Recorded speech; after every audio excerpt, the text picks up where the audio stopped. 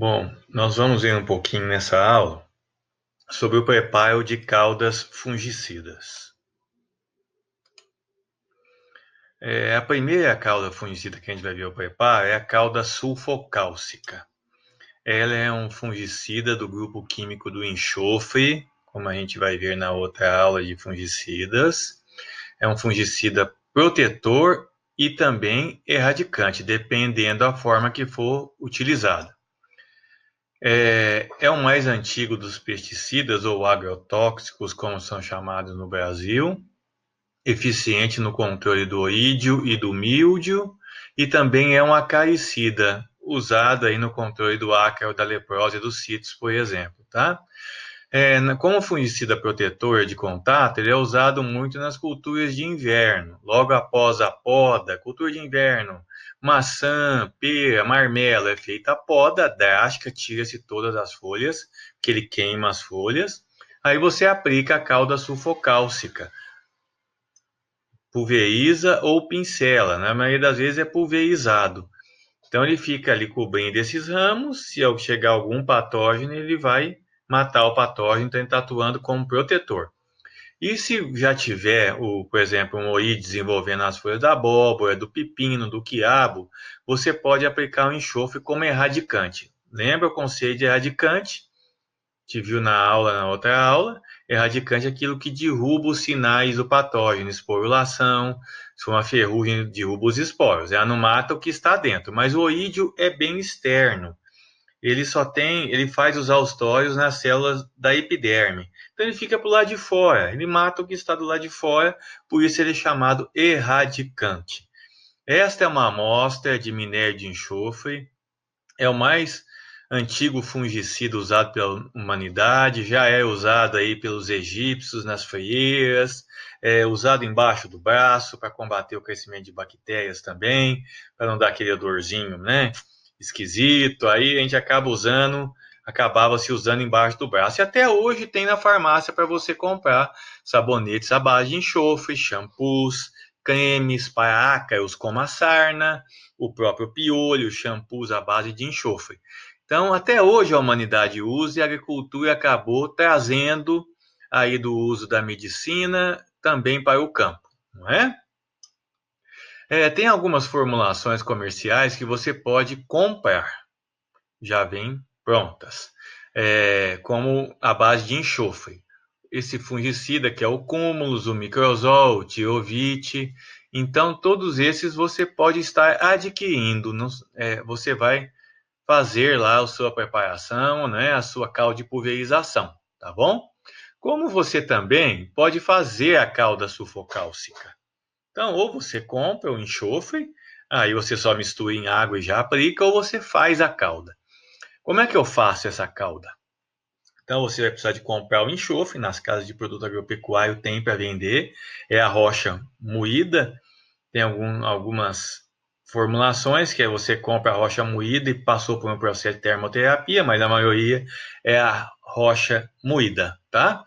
Então, em 25 litros de água, é claro que um balde de metal, de preferência que não seja de cobre, de aço, de preferência, você vai misturar 5 quilos desse enxofre que você comprou, tem à venda lá na loja de material agropecuário, em 25 litros de água. Próximo passo, nesses 5 quilos que você misturou em 25 quilos, então você mexeu, homogeneizou bem, não é fácil, é um pó, ainda na água fria ele é bastante insolúvel, vocês vão perceber. Você mistura metade da dose de enxofre, que é 2,5 kg de cal. Que cal que a gente recomenda? A cal de pintura. É uma cal hidratada, já passou por um processo que a gente fala de liberação, porque a cal é o carbonato de cálcio, que na verdade é o nosso famoso calcário, né?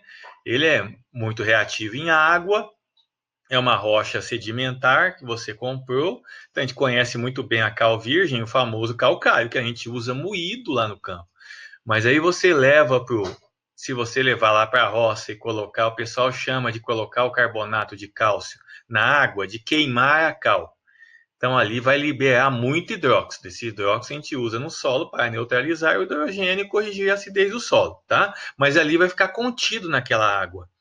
Então, essa grande quantidade de hidróxido pode causar queimaduras, pode causar ferimentos. Então, para a gente evitar usar essa cal virgem, a gente compra na loja lá de pintura, na loja que vende tintas, você compra a cal hidratada, que é a cal de pintura. Não é que não vai ter liberação de OH, vai ter, mas bem menos do que a chance de causar um ferimento ou um acidente é bem menor do que a cal virgem. Então, dê preferência para essa cal hidratada, que é a cal de pintura, 2,5 kg. Aí você vai colocar fogo. Fogo, professor? Fogo. Ela vai ficar lá por mais ou menos 1 hora e vai mudar de cor. Ela vai começar a ter uma cor alaranjada, tá? E você vai ter que estar agitando isso o tempo todo lá por 1 hora. É igual você preparando uma sopa, não pode parar de mexer, porque senão gruda no fundo, não é? Lembre-se, EPI completo, máscara de gases, porque liberam gases tóxicos. O odor não é nada agradável, vai te dar dor de cabeça se você tiver sem o EPI. Tem que estar com EPI, porque isso pode estourar uma bolha e vir em você essa cauda quente. Então, foi um dos primeiros fungicidas desenvolvidos pelo homem, infelizmente banido na época lá da Idade Média, porque o pessoal achava que quem estava... Imagina você fazendo isso com um pano na cabeça, porque ficava cheirando de enxofre seu cabelo, né?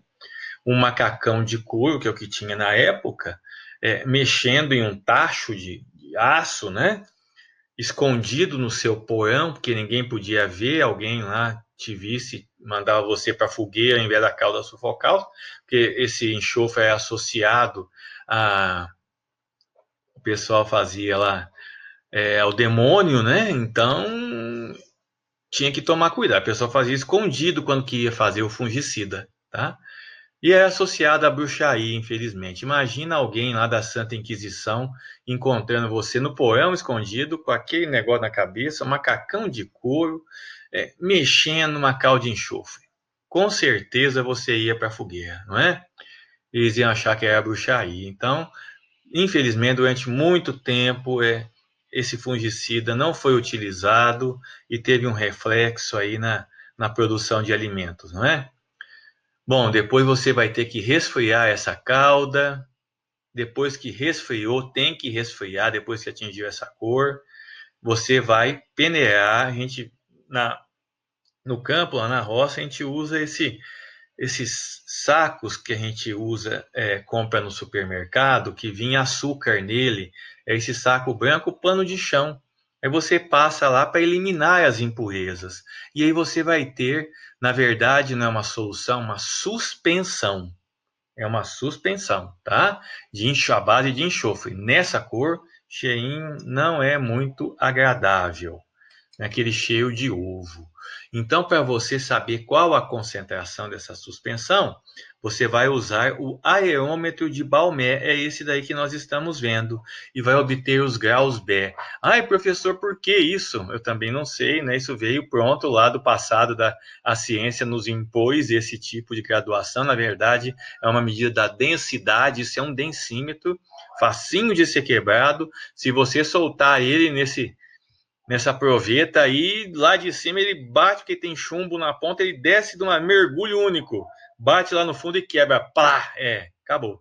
Ah, como é que o senhor sabe? Porque eu já quebrei alguns, né? Então solta devagarinho e mede quantos graus B. Os graus B estão aqui, vai dar lá entre 20 e 30, quanto mais você cozinhar, mais aumenta a densidade, vai para 30, 32, 35, até 40 graus B, tá bom? Graus B, igual do carneiro B, né? Concentração da calda prepara. Aqui que vem como preparar, né? Eu também, isso já veio pronto para nós. Você tem a graduação do original que você mediu lá. Cozinhou, misturou o cal com enxofre, cozinhou com EPI completo, máscara de gases, obteve essa concentração com aerômetro de Balmer. Se você compra lá, né? Você entra na internet e você vai comprar, tem acesso. Não é tão caro, menos de R$ 50 você compra um. Acho que o último que eu comprei foram 20 e poucos reais, 30 com o envio, tá? Então é barato, a gente pode comprar, se quem quiser preparar. Bom, aí você vai ter que ter uma concentração da calda final. Essa é a concentração estoque. Vamos supor que o seu estoque você pode guardar por anos, por 8, 10 anos, tá? O enxofre tem durabilidade, mas a gente vai usar entre 8 e 10 anos. Guarda num garrafão desses de vidro verde, aquele famoso garrafão de cachaça, né? De 5 litros. Você guarda num garrafão daquele de vidro verde, embaixo, num lugar escondido, embaixo da pia, no armazém, que não tem exposição ao sol, tá? Está protegido do sol, um garrafão desse de vidro, tá? Tampa com a rolha, deixa lá. Então, você mediu, tem 30 graus Bega ou Balmé. Então, a 30 graus Balmé, você tem essa 30 graus Balmé, você agora vai preparar essa sua suspensão final que você vai pulverizar entre 0,3 e 4. Olha, acima de 2, pessoal, a gente prepara só para pulverização como protetor em culturas de inverno. Eu gosto de preparar em torno de 2 para não queimar os ramos novos. Se você for pulverizar em alface, por exemplo, em abóbora, entre 0,5 e 0,8. Tá? Então eu gosto aí em torno de 0,5 para não queimar, tá bom? Porque queima muito fácil a abóbora e o quiabo. Então, em torno, mas vamos supor que você optou por 0,8, já é uma abóbora mais lignificada, em final de ciclo, você optou por 0,8, estava a 30. Na sua, em cada litro da sua suspensão final, em cada litro, você vai misturar quantos litros de água para chegar em 0,8. Então, você pega 1 litro que você guardou lá, 1 litro, coloca num recipiente e vai misturar 46 litros de água para pulverizar a 0,8 graus Balmé ou graus Bé. Se eu estivesse pulverizando aí uma abóbora mais rustificada em final de ciclo, uma abóbora novinha em meio. E só pulverizo no finalzinho da tarde, não misturo com óleo, vegetal ou mineral, porque senão a chance de queimar é maior. Lembra que a gente frita a batata no óleo, né? O calor específico é maior. Lembra da física? É isso. Então, suspensão, estoque a 30 graus, quero a 0,8, cada litro da suspensão estoque, eu vou misturar 46 litros de água. Então agora eu tenho 47 litros do produto final que eu vou pulverizar a 0,8 graus Balmé ou graus Bé. Tá bom? Fitotoxicidade, muito cuidado. Cucurbitácea, não pode nem passar perto, né? Ela é muito sensível, efeitos são queimaduras, redução de crescimento, queda da produção e desfolha prematura. Então, muito cuidado na aplicação. Olha aí o efeito da pulverização, é claro que isso foi feito para vocês observarem, né, como é que ficava. Nada bom, houve uma queima por causa sulfocálcica, tá? O cucurbitácea é muito sensível. Bom, muito cuidado. Corrosivo, irrita a pele, nariz e olhos. Não é porque você está preparando em casa que não é um agrotóxico. Então, também, pela definição, pela nossa lei, também é um agrotóxico. O pessoal acha que preparar em casa não é agrotóxico, né? Pela lei brasileira tem que ser usado o EPI. Muito cuidado na aplicação. O pessoal pega lá, às vezes, folha, né? Fico vendo, vamos fazer um produto natural, não é? E ele pega lá pimenta e urtiga, não sei quem inventou, né? Mas joga lá, coloca no fogo, cozinha, concentra e sai aplicando sem EPI. Pessoal, pimenta, pelo amor de Deus, né? Para fazer para repelir inseto. Olha, vai ter o princípio, os princípios ativos vão concentrar ali, e isso depende da dose, vai ser um veneno para você. Então, muito cuidado. O pessoal pega lá também o cravo de defunto, que foi descoberto os piretroides, não é? Coloca, faz um, um extrato daquilo, às vezes deixa dormir, às vezes até cozinha, ferve para concentra o que? O piretroide, que você agora não sabe a concentração. Pode ser extremamente tóxico para você também. Então, muito cuidado. Milacura com a cara de fumo. Vai ter um neonicotinoide, ele vai ter nicotina. Neonicotinoide é um inseticida de altíssima toxicidade. Então, muito cuidado, não é porque você prepara em casa que não vai ser, pode ser um veneno. Veneno e remédio é só a diferença para a dose. Sinceramente, ainda prefiro conhecer nos produtos que eu compro qual a concentração do que eu estou lidando, tá? Então, muito cuidado. Lembra lá do Strobilurus tenacius, né? É o fungo quando foi descoberta a estrobiluína. Se você pegar aquilo, ferver e concentrar, você vai ter estrobiluína em alta concentração, até maior do que aquela que vem nos fungicidas. Então, muito cuidado e pode ser um veneno para nós também, não é? Não armazenar a cala diluída, somente aquela estoque, aquela primeira que você preparou e cozinhou. Você só vai diluir quando você for utilizar. Não aplicar se tiver previsão de geada ou temperatura alta. Recomendar sempre o EPI completo. Lembra que é um agrotóxico na legislação brasileira. Bom, visto os fungicidas à base de enxofre, é um grupo químico, o grupo químico dos enxofres. Pode ser um protetor, no caso de cultura de inverno, quando eu uso após a poda completa, poda total, poda de inverno. Roseira, macieira, marmelo, não é? Pera, eu uso para isso tudo. Amoeira, quando eu faço a poda completa, não é? E pode ser usado como acaricida se for o enxofre.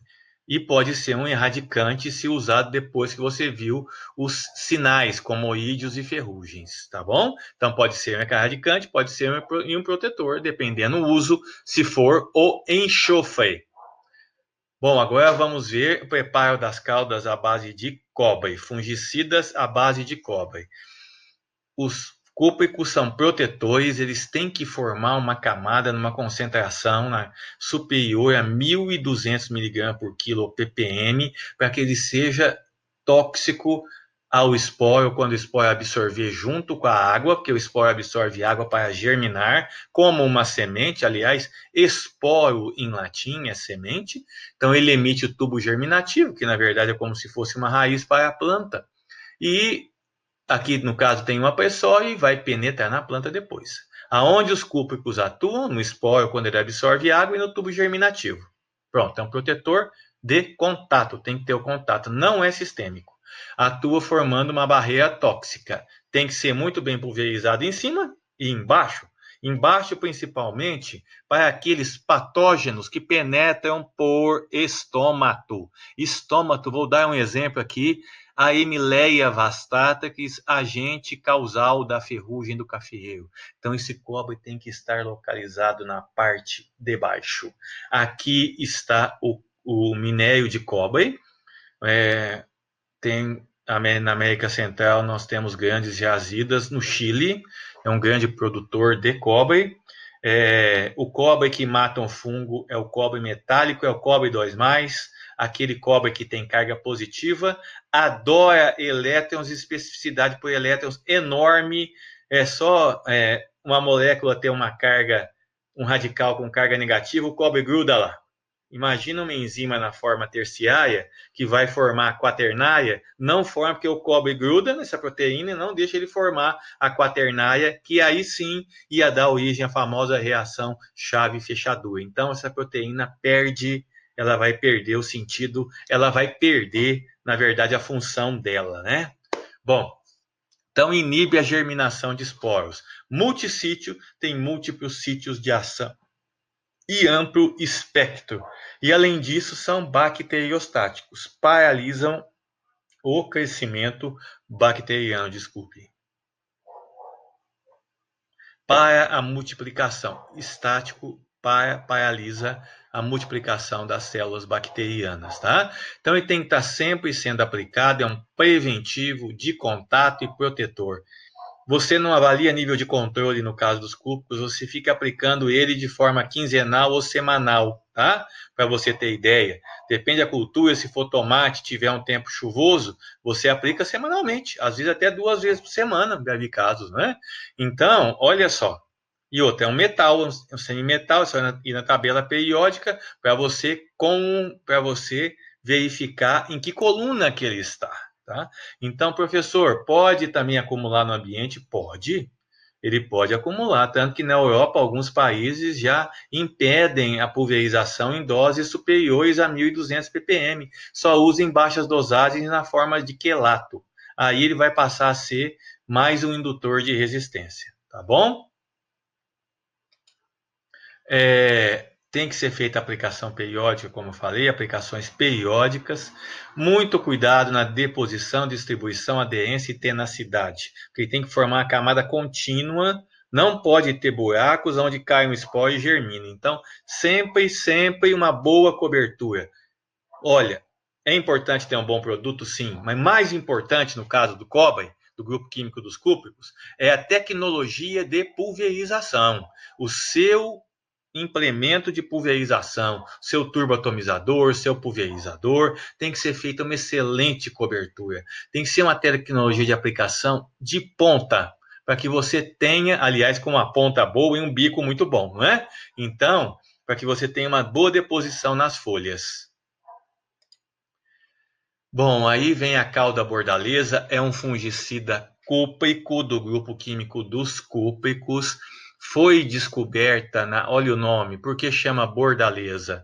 Ah, é por causa da cor, professor? Não, foi descoberta na região de Bordeaux, na França, tá bom? Mais especificamente no castelo de Bocalon, na França, tá bom?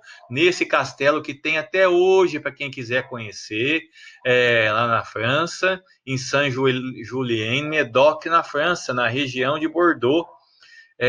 Quem descobriu ela, quem inventou, não foi descoberta, ela foi inventada pelo Minardet, um médico botânico no século XIX. Muitos médicos, também chamados de físico, aliás, tem um livro chamado Físico, tá? Do Noah Gordon, bacana de vocês verem também, na hora aí da nossa diversão, não é? Bom, ele porque eles eram botânicos, eles não tinham remédios fabricados na indústria, então eles fabricavam os seus próprios remédios a partir de plantas que coletavam na natureza. Então muitos especializavam em botânica. O Millardet foi orientado por Anton de Baye, aquele que escreveu muito sobre a Phytophthora infestans, responsável pela grande fome da batata na Irlanda, um caso histórico terrível para nós, né? Na época não existiam fungicidas que capazes de controlar a Phytophthora infestans. Estava saindo aí no século XIX da teoria da geração espontânea. Então, olha como a falta de um método de controle pode causar a fome. Então, a gente tem que tomar muito cuidado, não é, pessoal? Em Friburgo, na Alemanha, ele foi orientado do Anton de Baye, que orientou vários pesquisadores de renome, não só o Millardet. O Millardet fez uma monografia na tese de doutorado dele e descreveu em 1885 como fazer a cauda bordaleza. Na verdade, ele descobriu junto com esse produtor lá no castelo de Bucalão, na França, com Ernest Davy. Não sei pronunciar o nome em francês dele, né? Mas com o senhor Davi nesse castelo que tem até hoje. É uma foto, se vocês quiserem ir nessa região, nessa localidade, vocês vão conseguir visitar o castelo onde foi descoberta a cauda bordaleza. Foi inventada a cauda bordaleza. Tá aí uma fotografia do Millardet. Foi professor na Faculdade de Ciências de Bordeaux. Então o pessoal acha que o negócio cai do céu, não é assim. Teve muita ciência por trás dessa invenção. A orientação de um dos grandes nomes da ciência. Aliás, esse cientista foi o que primeiro descreveu na agricultura a quebra da teoria da geração espontânea. Ele teve a audácia naquela época de falar que a fitóftora, a mela da batata, era causada por um patógeno e não que a doença nascia daquela planta, tinha geração espontânea, nada disso. Foi muito criticado por vários, inclusive por um médico do exército Napoleão na época. Foi intensamente criticado e desmoralizado, mas a verdade veio à tona e depois ele orientou Millardet, lá em Friburgo, na Alemanha, na Universidade de Friburgo, uma universidade centenária, né? Vários séculos, mais de 500 anos de existência. Está aí e relataram a Plasmópara viticula. O míldio da videira também foi o Millardet quem relatou. Olha que fantástico, né? Olha quanta ciência que nós estamos falando aqui. É da ciência que nasce a inovação, que nasce, por exemplo, aqui no nosso caso, o aumento da produtividade e que consolida aí o Brasil como um dos celeiros do mundo, entre outros países, é claro, não é? Nós temos muito que aprender em termos de ciência ainda. Bom, mas está aí o míldio da videira, está aqui o controle, aonde não foi pulverizado e aonde foi pulverizado. Como é que ele observou? Olha como é que o cientista observou isso. Ele percebeu que aonde é pulverizado o sulfato de cobre, que aliás foi pulverizado na época na região de Bordeaux, isso durante a monarquia francesa, o rei solicitava pulverizar as uvas das videiras reais, da onde ele consumia a fruta in natura e também os vinhos, onde eram feitos os vinhos, não é? Ele mandava pulverizar com sulfato de cobre, porque o sulfato de cobre tem uma cor azul. E a cor da realeza francesa é azul. Aí se alguém tocasse naquelas videiras e ficasse com as mãos azuis, ou se a boca ficasse azul de consumir aquelas frutas, tá? Vocês já sabem, na França é normal a guilhotina naquela época, né? Minha Nossa Senhora, terrível e brutal, não é? Mas na época eles faziam isso, essa metodologia, Deus me livre, não é? Então ia para a guilhotina, marcar de azul. Só que ele observou isso e ficou, essa pulverização do sulfato de cobre ficou, porque tanto os fazendeiros como o senhor Ernesto, né, lá em Bordeaux, como os cientistas começaram a reparar que onde pulverizava esse sulfato de cobre, não ocorria o míldio da videira, tá? Olha que diferença. A diferença é fatal, tá?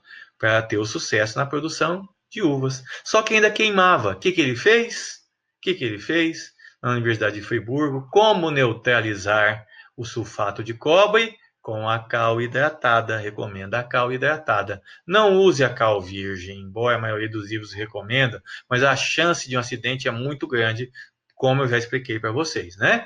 Então, cal hidratada. Proporção 1 para 1 para 100 é a cauda. Pasta, 10 para 10 para 100, tá? Então, 1 para 1 para 100, cauda. Pasta, 10 para 10 para 100, tá? 100 o quê? 1 de cal, 1 de sulfato, 100 de água. 100 litros de água. Não misture tudo em 100 litros de calda. Divida em tambores de 50 litros de água e misture a cal em um tambor e o sulfato no outro. Mexa, cada tambor separadamente. É melhor um tambor de plástico, por exemplo. Tem aí no mercado para vocês comprarem. De plástico não reagente, que geralmente transporta produtos químicos, tá? Tem que solicitar essa compra, não é? Bom, ou comprar. E diluir o máximo possível a cal e sulfato de cobre, tá bom? Aliás, enviamos um vídeo para vocês que um aluno de nosso de doutorado fez sobre o preparo dessa calda, tá bom? Como preparar. Bom, aí você vai misturar o ácido na base ou a base no ácido. Você vai verter lentamente o ácido na base. Não vai despejar de uma vez, né? Blum! Imagina se você acabou de colocar a cal virgem, ela ainda está em reação, você coloca de uma vez a calda, né?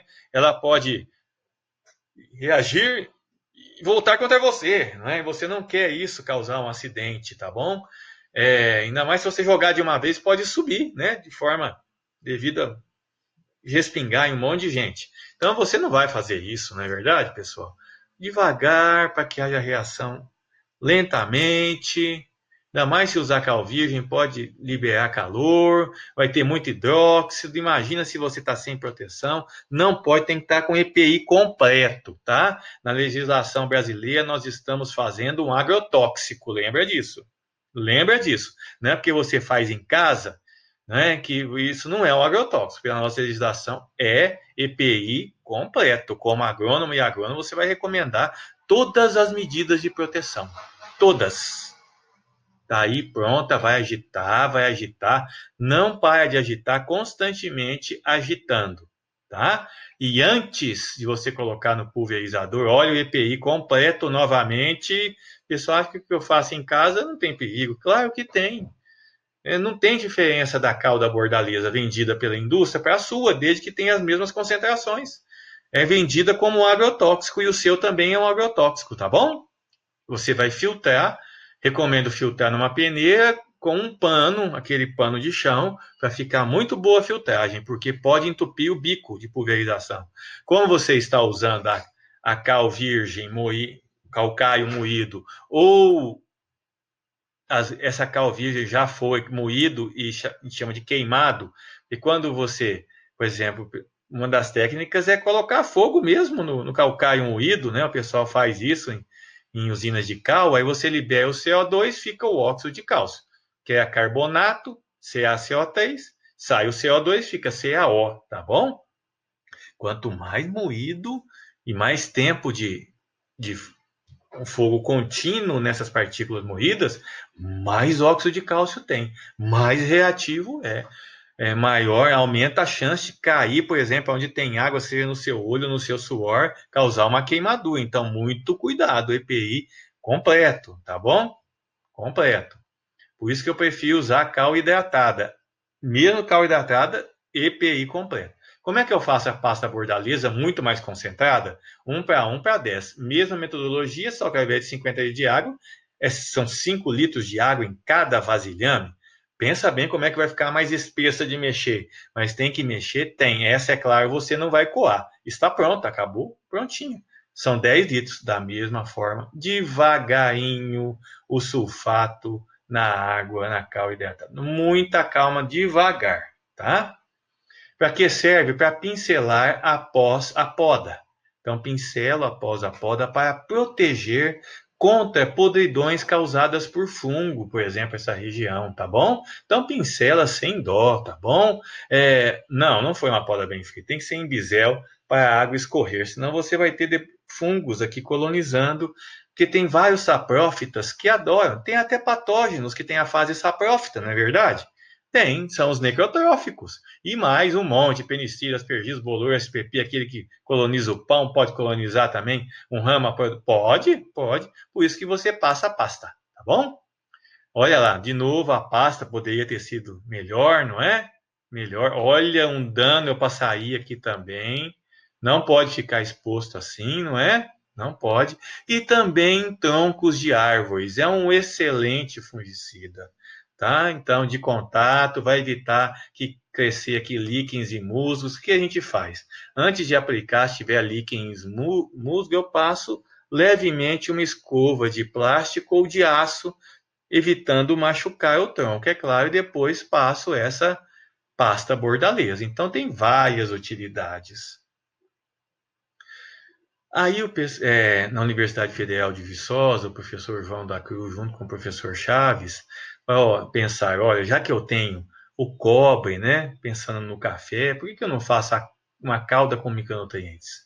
Não acrescento mais micronutrientes e aproveito essa pulverização do cobre e já forneço também zinco, olha aí, boro, magnésio, o pessoal hoje também mistura manganês e inventaram a calda viçosa. Tá? A calda viçosa. Mesma forma de preparo em cada um dos 50 litros nessas concentrações aí, ó, tá? Posso substituir por cloreto de potássio? Posso também, a ureia, tá bom? Mas é uma excelente formulação, muito usada hoje em dia no cafeeiro, tá? Para fornecimento principalmente de micronutrientes.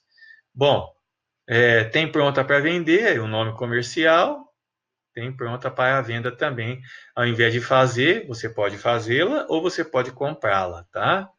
Pode comprá-la. Muito cuidado, diluir a cal primeiro, adicionar depois o sulfato de cobre, evitar recipientes metálicos, insuficiência de cal causa fitotoxicidade, o pH tem que estar sempre próximo do 7, para isso você vai ter que ter um pHmetro, né? Eu falo para o pessoal, deixa eu pegar um pHmetro para vocês verem. Eu tenho um, né, no campo, a gente está sempre usando para medir esse pH das caldas. Cada produto que a gente usa pode ter um pH lá no campo. Então, aí é um pHmetro que a gente usa, um pHmetro de bolso, tá? Também o custo dele não é tão caro, em torno de 30, 40 reais com o envio, a gente compra ele, tá aí, ó. É claro, tem que ter a manutenção, né? A medição dos padrões, mas eu uso bastante no campo para ver o pH das caudas que a gente está trabalhando. Então, é um instrumento que a gente tem que usar no campo. Porque o pH não pode ficar 5, nem 9. Tem que ficar em torno de 6,5, 7. Não é para que tenha uma boa eficiência, para você não queime a folha. Então, você pode adicionar ainda micronutrientes, como a gente falou, calda viçosa. Recomendar sempre o EPI completo em qualquer situação para evitar acidentes no campo sob a sua responsabilidade. Bom, falando em cobre, nós falamos na aula sobre fungicidas, os compostos fixos de cobre do grupo químico do cobre são o sulfato de cobre, o oxicloreto de cobre, o óxido cuproso e o hidróxido de cobre. Entre outras formulações, por exemplo, se você for pensar em quelatos de cobre. Mas esses são do grupo dos inorgânicos e nós temos essas moléculas, tá bom? A sulfato de cobre usada aí na calda bordaleza e você pode estar adquirindo no mercado esses compostos aqui em nome de produtos comerciais, tá bom? Bom, um exemplo aqui, Cosside WDG, Water Disperso, Granule. Grânulo dispersível em água. Então, grânulo dispersível em água. Em inglês, né? Water Dispersible Granule, ok? WG é a mesma coisa, WG. Water Granule, grânulo dispersível em água, mesma coisa. Então, WG, W e WDG, mesma formulação. São grânulos que você coloca na água e rapidamente dispersa por difusão. Lembra de difusão? Difusão, meio aquoso dispersa, tá? Meio líquido dispersa e toma todo o espaço daquele volume do líquido, tá bom? Se tiver uma membrana no meio aí, eu já falo de osmose. Aí entram outras características físicas, não é? Inclusive de potencial osmótico. Mas aqui nós estamos falando de difusão, então difunde rapidamente. Rapidamente. O que a gente recomenda nesse caso? Vou fazer uma calda, vou misturar um produto desse e um outro produto no tanque. Aliás, cuidado com a mistura do tanque, muitas são proibidas ainda, mas se você for fazer dentro da legislação que permitir, você coloca primeiro esse produto e espera a dispersão, que chama de, vai ocorrer, o pessoal chama de explosão dentro do tanque. Então você joga e ele rapidamente toma todo o tanque. Então você espera aí 10, 15 minutos para colocar os outros produtos, tá bom? Espera, aguarda. O que interessa para nós é o cobre 2+, o quanto tem de cobre metálico. Então tá lá, o equivalente em cobre metálico, 500 gramas por quilo, tá bom? Então ele tem 870 gramas de oxicloreto de cobre, mas o que mata o fungo é isso, que é o cobre 2+, ávido e, eu diria, doido por elétrons. Sejam livres, que estão em transporte ou liberados na respiração mitocondrial, energia, lembra disso. A energia, na verdade, é elétron em movimento, seja no fio de cobre na sua casa ou na cadeia de transporte de elétrons. Olha o nome, cadeia de transporte de elétrons. O cobre vai pegar esses elétrons em movimento, com certeza absoluta, tá bom? E vai fazer uma bagunça na cadeia de transporte de elétrons, na respiração mitocondrial, e vai parar de ter síntese de ATP. Além disso, imagina a membrana lipoproteica, os poros de passagem que tem carga livre. Ele também vai entrar onde tem carga livre, seja em proteína, seja em enzima. Tem carga negativa, ele gruda. Olha como é que ele é multissítio. E o que interessa é o quanto tem de cobre metálico, que é o cobre 2+. O Ministério da Agricultura exige que seja feito o teste de laboratório numa cuba de eletroforese com um cátodo em um ânodo. Quanto mais acender a lâmpada, mais ela ficar brilhante aqui, tá? Mais a lâmpada brilhante, apaguei minha lâmpada para vocês verem. Mais brilhante, mais cobre tem, tá? Nessa cuba com água, porque está transportando mais elétron, passando mais elétron. Então, vai calcular o equivalente em cobre metálico, que é um cálculo estequiométrico, é uma exigência do nosso ministério para falar o quanto tem de cobre metálico, que é o cobre metálico livre que realmente vai matar um fungo. Bom, e aí eu tenho as diversas formulações, como a gente já citou, né? Os de alta concentração, que são usados como fungicidas protetores, de concentração menor, com menos de 300 ppm, na forma de quelato ou nitrogênio. Não pode ter concentração alta como esse daqui. Se for, por exemplo, um EDTA, não vai caber em 1 quilo uma maior quantidade de cobre, porque a molécula de EDTA é muito grande, e outra, tudo que tiver em formulação com ele vai ser praticamente absorvido pela planta. Então, se eu colocar essa concentração lá, ou não ser concentração, mas volume de pulverização por hectare do produto e também volume de cauda, e se ele absorver tudo isso daqui, vai matar a folha, como eu já disse para vocês na outra aula. Então, muito cuidado. Tem muitos produtos à base de cobre, muitos, mas eu diria que olha o óxido cuproso aí, ó, que tem uma coloração já diferente, sulfatos de cobre, os hidróxidos também tem uma cor diferente. Então, pessoal, que tem que tomar cuidado? Com a tecnologia de aplicação. Tem que ser feita uma boa cobertura, tanto nas superfícies adaxial da folha, quanto abaxial, porque tem fungo que penetra por baixo, como é o caso da Emileia vastatrix, agente causal da ferrugem do café. Tá? Uma embalagem de um agrotóxico, tá? Chamado assim no Brasil, e agroquímico na Europa e pesticida pela FAO, tá bom?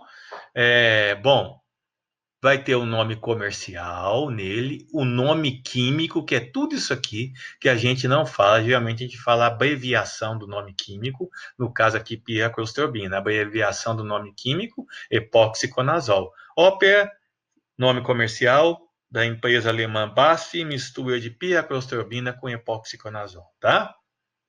Na forma de suspensão, está aqui, é fungicida de ação sistêmica dos grupos químicos estrobilurina, piaclostrobina, e triazol, grupo químico epoxiconazol. Formulação, classe toxicológica. Isso tudo vem na embalagem. Na embalagem.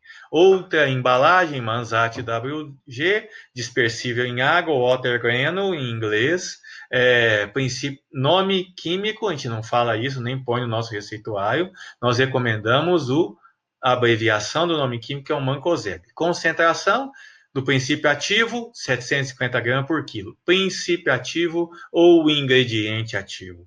Formulação granulado dispersível em água.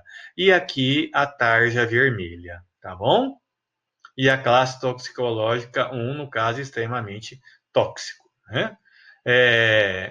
Bom, aonde que eu vou encontrar os produtos registrados para uso nas culturas no Brasil?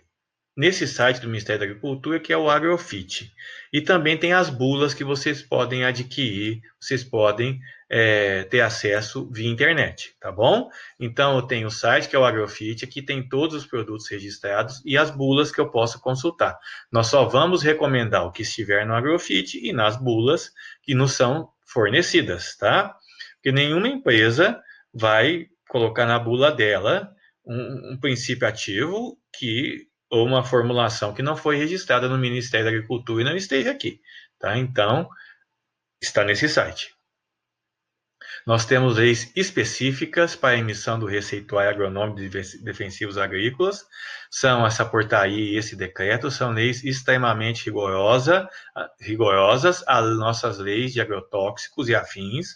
Está sendo discutida uma nova lei lá no nosso Congresso, na nossa Câmara, tem que ter um receituário, a prescrição de um receituário por um profissional habilitado, mas tem vários itens da lei lá que eu acho que vale a pena vocês conhecerem para ter ideia da rigorosidade da nossa lei. Esse é um receituário agronômico que você tem acesso no CREA, você vai ter um número do CREA, você vai se identificar, você vai tirar uma RT que vem com anotação de responsabilidade técnica depois que você tiver o seu número definitivo do CREA, tá? Então, hoje, infelizmente, a gente gostaria que tivesse ainda não em implantação, mas em uso, respeitando todas as leis, mas a gente vê no campo que o produtor nem tem esse receituário, né? Então, eu gostaria que fosse mais aplicado esse uso do receituário como professor que fosse perfeito, mas infelizmente quem está vendo o campo não é isso, não é? Aqui, veja como é perfeito a cultura, o diagnóstico, o nome comercial do produto, o modo de ação, a concentração, o ingrediente, o grupo químico, a classe toxicológica, a formulação, tecnologia de aplicação, área, dose, volume, aplicação, total, intervalo de segurança. Recomendações técnicas, época e modo de aplicação.